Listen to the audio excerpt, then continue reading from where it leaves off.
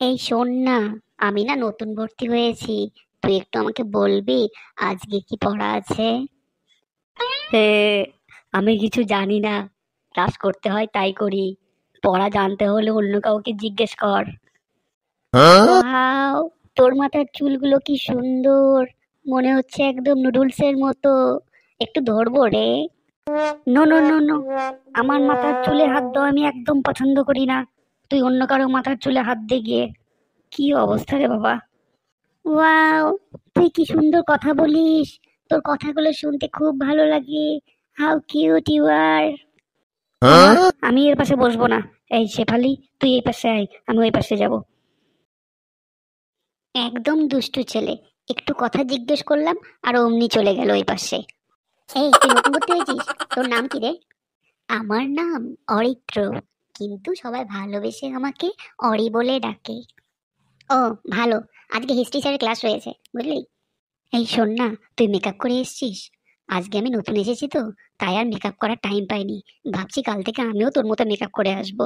তখন সবাই আমার সঙ্গে কথা বলবে। ওমা, ছেলেরা আবার মেকআপ করে নাকি?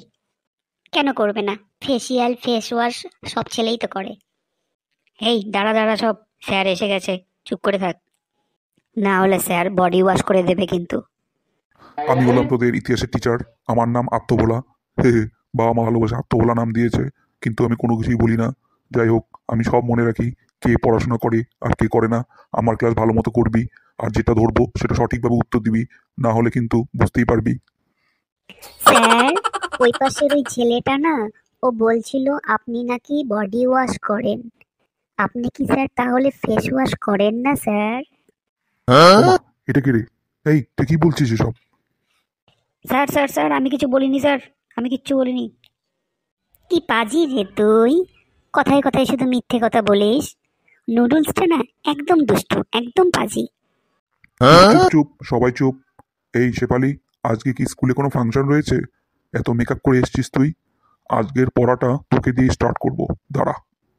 শেফালি, তুই বল, তাজমহল কে তৈরি করেছিলেন আর কেন করেছিলেন? স্যার, আজকে আমি পড়া করে আসিনি স্যার। আজকে আমাকে ছেড়ে দিন স্যার। কালকের থেকে পড়া করে আসবো, তখন স্যার আমি বলে দেবো। সাজুগুজু করার সময় তো বলতে হয় না, তখন তো সেটা ঠিক করে নাও। এখন কান ধরে দাঁড়িয়ে থাকো। এই নতুন ছেলে, তুই বল কি উত্তর হবে? স্যার, এটা তো খুব সোজা। শাহজাহান তৈরি করেছিলেন তাজমহল তার স্ত্রীর জন্য। তিনি তার স্ত্রীকে খুব ভালোবাসতেন। সেই উদ্দেশ্যেই তিনি তাজমহল তৈরি করেছিলেন স্যার। বাহ, খুব সুন্দর। এবার বড়দা, তুই বল, প্রত্নতাত্ত্বিক নিদর্শন কাকে বলে? এই রে, সেরেছে ব্যাঙের মাথা। বেছে বেছে কঠিন কোশ্চেনটাই আমাকে সব সময় ধরে, আর আমি উত্তর দিতে পাই না। তখন গিয়ে আমাকে আবার কান ধরতে হয়। কেন? তাজমহলটা তো আমি জানতাম। ওই কোশ্চেনটা ধরলে তো আমি ঠিক উত্তর দিয়ে দিতাম। সেটা করলো না। এখন কি কঠিন কোশ্চেন ধরলো? প্রত্নতাত্ত্বিক নিদর্শন কাকে বলে? এই বড়দা, বিড়বিড় করে কি করছিস? আবার গালি দিচ্ছিস নাকি আমাকে? এই, জোরে বল। না না স্যার, আপনি রেগে যাচ্ছেন কেন স্যার? মানে স্যার, মানে মানে স্যার মানে কি রে, কি মানে মানে করছিস? পারবি কি পারবি না সেটা বল। স্যার, অল্প অল্প পারবো স্যার। ঠিক আছে, তুই অল্পই বল। কোনোদিন তো পড়াশোনা করিস না, দেখি আজ অল্প কতটুকু বলতে পারিস। তাও তোকে আজকে ছেড়ে দেবো তাহলে। স্যার, প্রথমের একটু পারবো না, কিন্তু পরের দিকেরটুকু পারবো। তাহলে কি স্যার বলবো আমি?